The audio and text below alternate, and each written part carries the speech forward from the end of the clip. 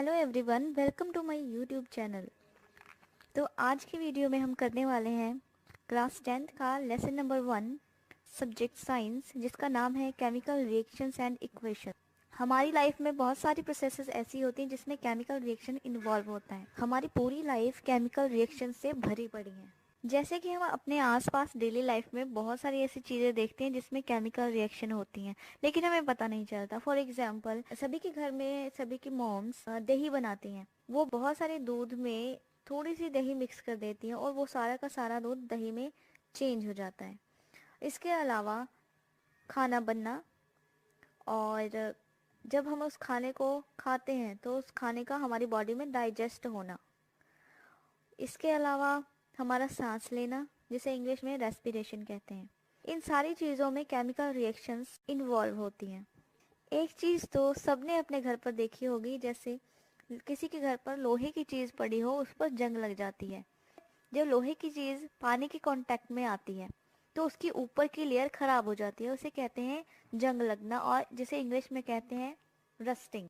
तो ये प्रोसेस भी क्या है? Chemical reaction. इस वीडियो में हम केमिकल रिएक्शन की इंट्रोडक्शन पढ़ेंगे।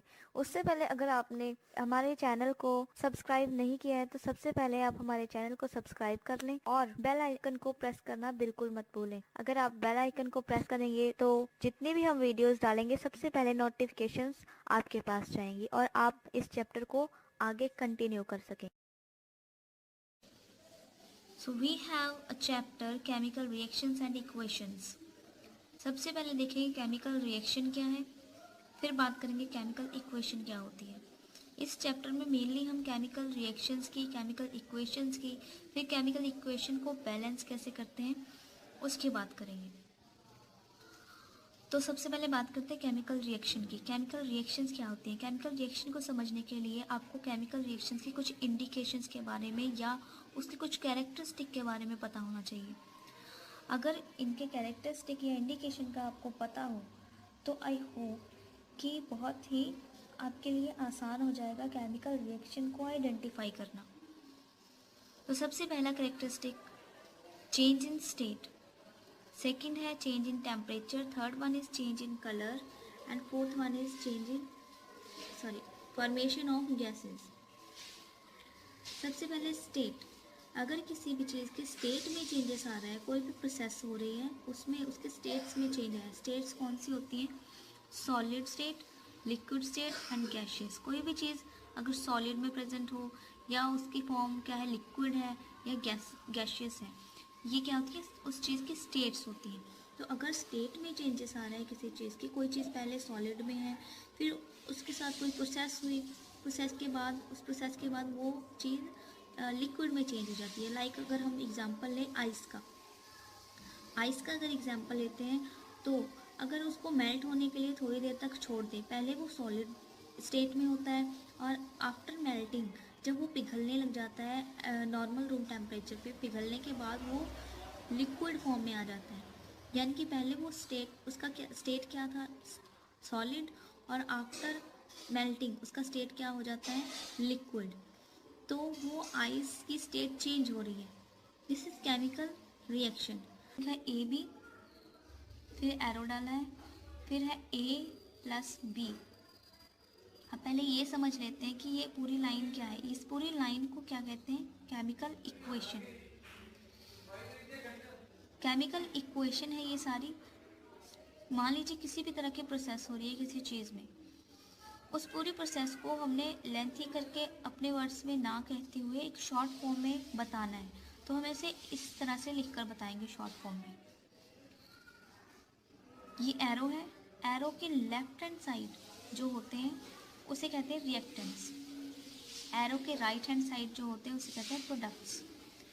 तो जो हमारे पास सबसे पहले चीज़ प्रेजेंट है वो है रिएक्टेंट, और उसकी हमने रिएक्शन करवाई।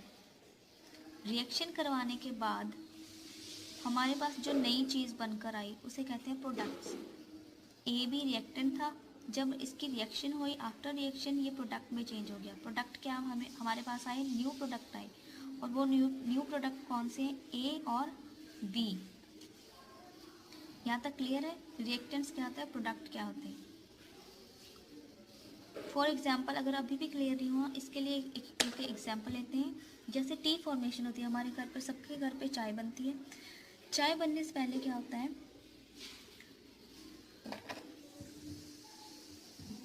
एक पैन लेते हैं, पैन के अंदर बहुत सारी चीज़ें डलती हैं, जैसे वाटर, मिल्क, और क्या होता है, टी लीव्स, चाय पत्ती, और शुगर, चीनी। इन सारी चीज़ों को हम मिक्स कर देते हैं एक पैन के अंदर और उसको हीट करते हैं। अब जो हमने सारी ये चीज़ें ली पैन में, इसे हम क्या कहेंगे, रिएक्टेंट्स। ठीक है। अब ये सारी चीज़ें मिक्स हो गई, हमने इसको हीट दिया, हीट करने के बाद ये क्या किस चीज़ में चेंज हो जाएगा, टी में, चाय बन जाएगी। और ये जो हमारे पास प्रोडक्ट आया, ये जो हमारे पास चीज़ आई, इन सारी चीज़ों को मिलाने के बाद जो चाय बनी उसे क्या कहते हैं, प्रोडक्ट।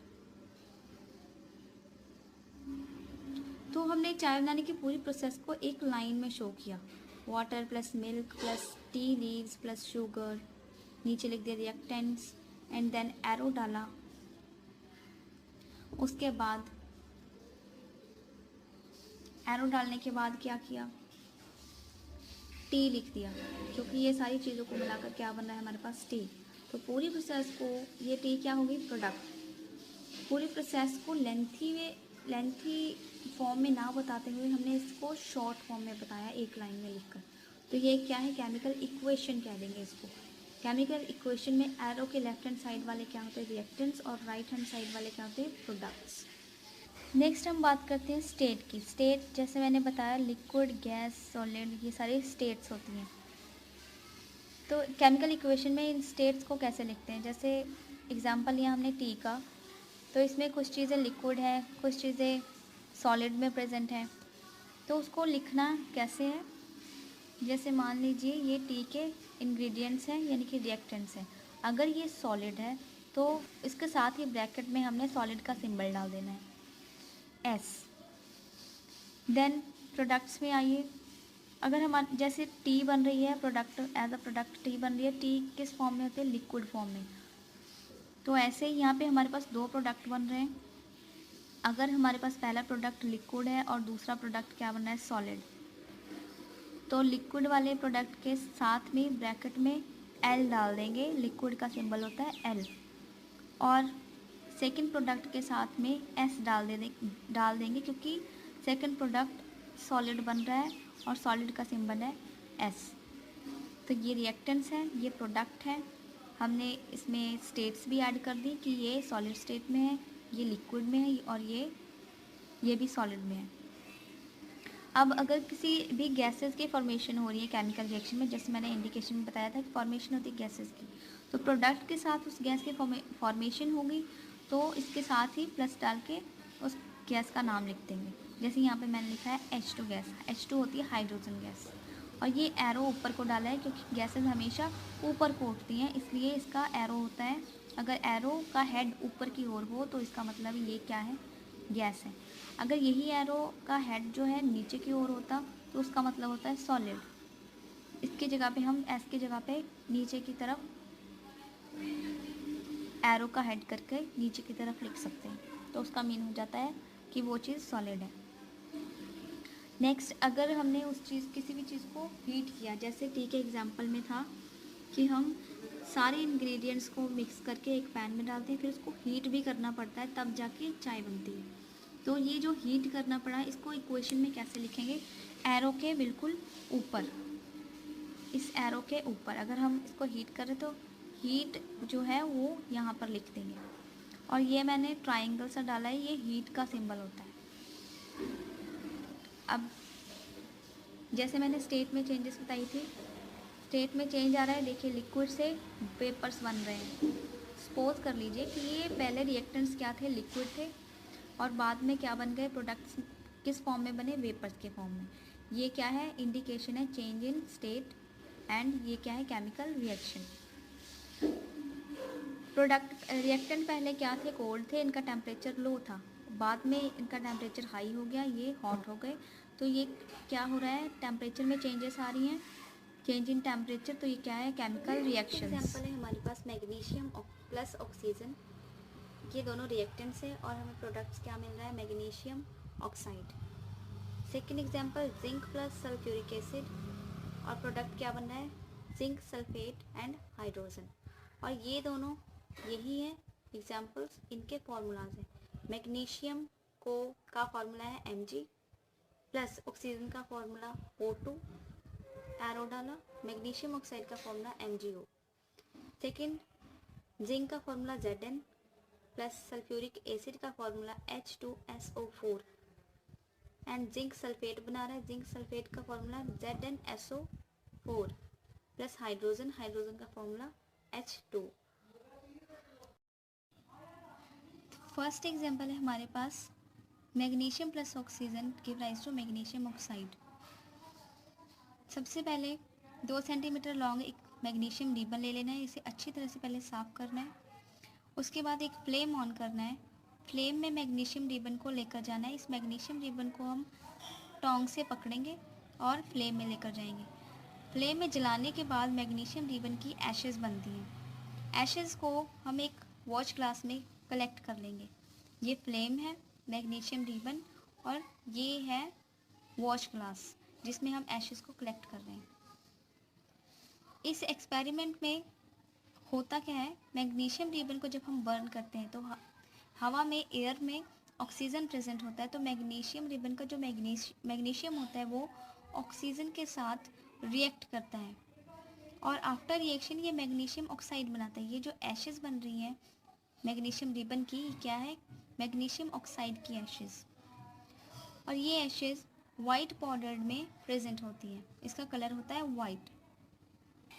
सबसे पहले हम बात करेंगे इस एक्सपेरिमेंट में हो क्या रहा है। हमारे पास मैग्नीशियम रिबन प्रेजेंट था और जब हमने इसको हीट किया, जलाया, इसको हीट करने के बाद जो मैग्नीशियम रिबन था वो पहले सॉलिड स्टेट में प्रेजेंट था और आफ्टर रिएक्शन ये क्या हो रहा है, मैग्नीशियम रिबन के मैग्नीशियम जब ऑक्सीजन के साथ रिएक्ट किया तो आफ्टर रिएक्शन ये एशेज़ में चेंज हो गया, इसकी स्टेट चेंज हो गई, ये सॉलिड से पाउडर फॉर्म में आ गया और इसके साथ ही इसका कलर भी वाइट हो गया। पहले मैग्नीशियम रिबन किसी और कलर में था और आफ्टर रिएक्शन इसका कलर क्या हो गया, वाइट कलर की एशेज़ बन गई इसकी। तो कलर में चेंजेस आया, स्टेट में चेंज आया। तो ये सारी क्या इंडिकेशन क्या करती हैं, ये सारी चीज़ें कि ये एक केमिकल रिएक्शन है। ये जो वाइट पाउडर बना मैग्नीशियम रिबन का वो क्या है, मैग्नीशियम ऑक्साइड। इस फर्स्ट एक्सपेरिमेंट से हमें पता चला कि केमिकल रिएक्शंस कैसी होती हैं, कैसे प्रोसीड कैसे होती हैं। और इस वाले प्रोसेस का केमिकल इक्वेशन क्या हमने लिखा, मैग्नीशियम प्लस ऑक्सीजन, एरो डाला, मैग्नीशियम ऑक्साइड। ये सारी इक्वेशन सिंपल फॉर्म में इस पूरे प्रोसेस को दिखा रही हैं, बता रही हैं। अगर आपने स्टेट वगैरह ऐड करना है तो मैग्नीशियम के साथ एस डाल देना है, ऑक्सीजन क्योंकि गैस है इसलिए इसके साथ सिंबल आएगा G। अब नेक्स्ट एक्सपेरिमेंट करेंगे जिंक वाला, zinc plus H2SO4 and product क्या बन रहा है, zinc sulphate plus hydrogen gas. तो इस प्रोसेस के लिए हमें ज़रूरत होगी एक फ्लास्क की। इस पूरे को कहते हैं कॉनिकल फ्लास्क। इसके ऊपर एक कॉर्क लगा है और कॉर्क के बीच में एक ग्लास ट्यूब। इसमें एक कॉनिकल फ्लास्क में हमने डालना क्या है, जिंक ग्रैन्यूल्स, जिंक के छोटे छोटे टुकड़ों को डालना है और उस टुकड़ों में ऐड कर देना है हमें H2SO4। Dilute sulphuric acid add करेंगे या इसकी जगह पे हम डाइल्यूट HCl हाइड्रोक्लोरिक एसिड भी ले सकते हैं। दोनों चीज़ें डाल दी, मिक्स किया। आफ्टर सम टाइम इसके अंदर ही फ्लास्क के अंदर हाइड्रोजन गैस बनेगी जो कि इस ग्लास ट्यूब से हम इसको कलेक्ट कर लेंगे। तो इसमें गैस की फॉर्मेशन हो रही है, तो ये क्या इंडिकेट करता है, केमिकल रिएक्शन को, क्योंकि केमिकल रिएक्शन के इंडिकेशंस में कैरेक्टरिस्टिक में हमने पढ़ा था कि फॉर्मेशन ऑफ गैसेस। तो आपको आज की वीडियो हमारी कैसी लगी कमेंट कर ज़रूर बताइएगा, और अगर आपको हमारी वीडियो अच्छी लगी कमेंट, लाइक, शेयर ज़रूर कीजिएगा। एक शेयर तो ज़रूर कर दीजिएगा ताकि और भी बच्चों को इसका बेनिफिट मिल सके। आपकी एक लाइक हमें और वीडियोस बनाने की मोटिवेशन देती है। कमेंट करके ज़रूर बताइएगा कि आज की वीडियो आपको कैसी लगी। सो गुड बाय, मिलते हैं नेक्स्ट वीडियो में।